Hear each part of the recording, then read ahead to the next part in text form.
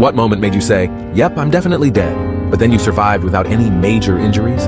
Once, as a child, I was swimming in the backyard pool while my family dined nearby at a round table, most with their backs to me.